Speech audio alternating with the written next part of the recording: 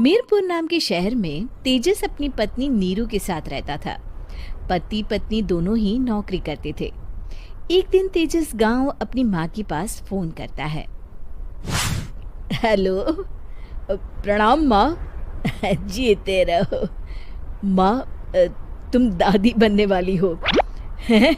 अरे वाह, ठीक है बेटा, मैं कल ही आती हूँ।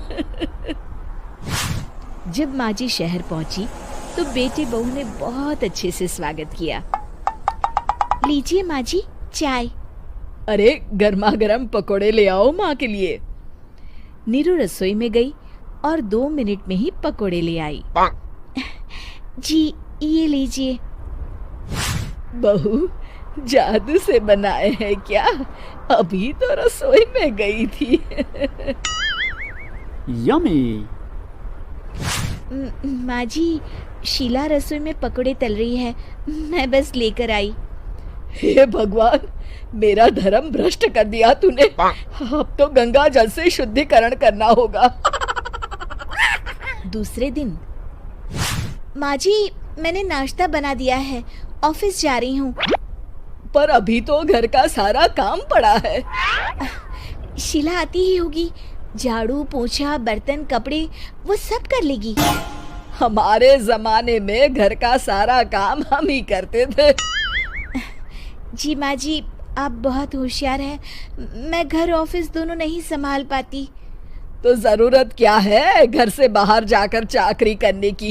वैसे भी घर का काम खुद करने से घर में बरकत आती है, समझी? पर माँ जी।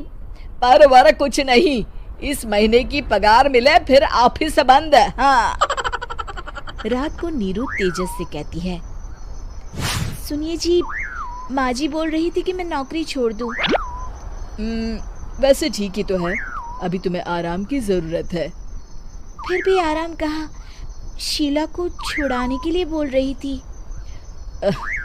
तो अब 24 घंटे में इतना काम तो कर ही सकती हो।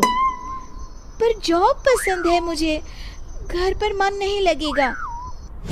अगले दिन जब दोनों ऑफिस के लिए निकल रहे थे, मेरी तो कोई कीमत ही नहीं है इस घर में। माँ जी, आजकल महंगाई बहुत है, रहन सहन भी बदल गया है, दोनों नौकरी करते हैं तभी ठीक रहता है। अच्छा, तू कहना क्या चाहती है? मेरा बेटा तुझे बिठा के खिला नहीं सकता? तू ही इस घर का खर्च चला रही है, हैं?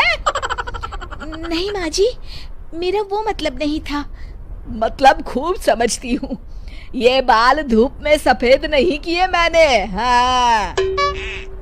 अब तो ये रोज का काम हो गया था। तेजस भी रोज की झिकझिक से परेशान हो गया था।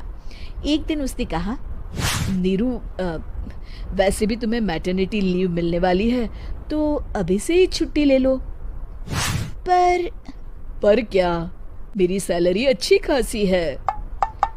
आखिर नीरू ने रिजाइन कर दिया। जब बच्चा हुआ तो घर में सब बहुत खुश हुए। कुछ दिनों बाद तेजस फाइल देख रहा था। क्या हुआ तेजस, कुछ परेशान लग रहे हो?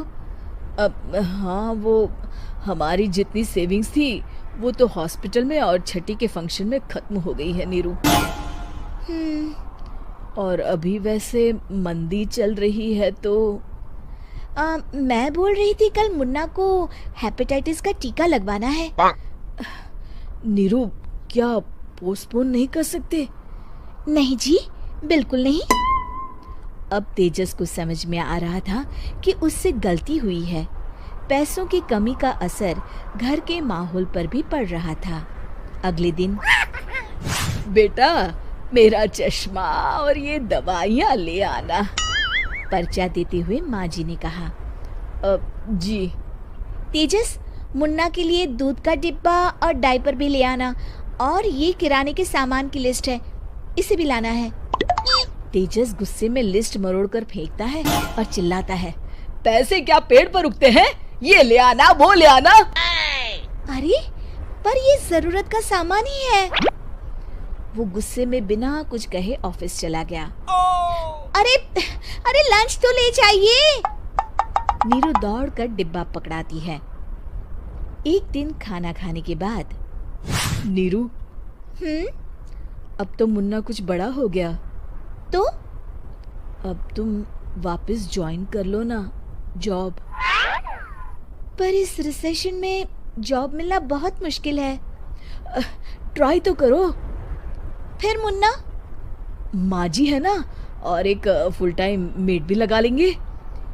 पर माँ जी, उन्हें तो पसंद नहीं। तभी माँ जी वहाँ आ जाती है और प्यार से नीरू के सर पर हाथ फेरते हुए बोलती है, अब मेरी समझ में आ गया बहू, पहले के और अब के समय में अंतर है। तुम काम शुरू करो, मुन्ना की जिम्मेदारी मेरी। मेरी प्यारी माँ जी। ये कहकर नीरू उनके गले लग गई। शिक्षा, परिवर्तन संसार का नियम है, हमें भी समय के साथ चलना चाहिए। उम्मीद है कि आपको हमारी ये कहानी पसंद आई होगी। कृपया हमारे चैनल को सब्सक्राइब करें और सभी अपडेट्स के लिए बेल आइकन जरूर क्लिक करें। और हाँ, वीडियो लाइक और शेयर करना मत भूलिएगा। Bye bye.